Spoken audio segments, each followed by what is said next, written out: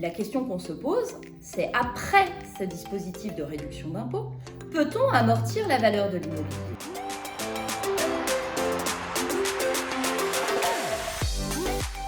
Bonjour et bienvenue dans cette vidéo où nous allons aborder le sujet de la fin du dispositif Censi-Bouvard. Que doivent faire nos clients investisseurs une fois qu'ils ont profité et épuisé de la réduction d'impôt Censi-Bouvard? C'est une vraie question et c'est la question en tout cas qu'ils se posent. Investir dans une résidence de service peut permettre à certains de nos investisseurs de profiter du dispositif Censi-Bouvard.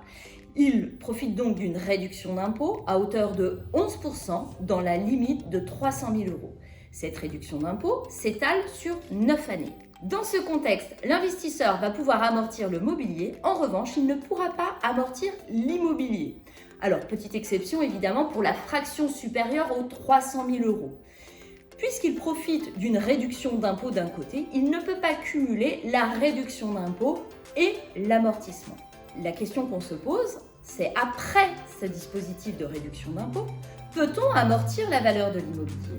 Eh bien, la réponse est malheureusement non.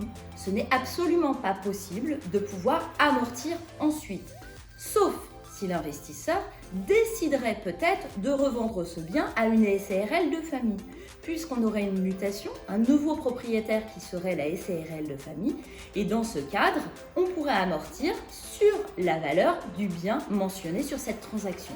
C'est donc une solution qui va s'offrir à l'investisseur. En revanche, pas d'autres possibilités. Alors que faire pour pouvoir diminuer cette fiscalité, puisqu'effectivement dans le cadre du dispositif Censi-Bouvard, on ne peut déduire que les intérêts d'emprunt, que les charges qui sont liées à la gestion de ce bien, et dans ce dispositif, nous avons très peu de charges.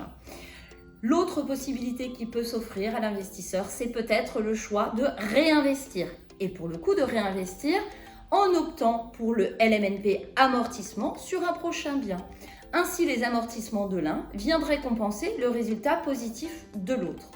Au-delà de ces deux solutions, à savoir revendre le bien à une SARL de famille ou investir dans un second bien, nous n'avons pas d'autres recommandations à proposer aux investisseurs. Si toutefois vous aviez en tête la revente de ce bien, sachez qu'on est dans une vente spécifique et rapprochez-vous d'un conseiller dédié qui vous accompagnera. Il existe un réseau de la revente de LMNP. Il me semble important de faire appel à un professionnel. Je vous propose de consulter le lien de l'article qui aborde le sujet de la revente en résidence de service et je vous dis à très bientôt.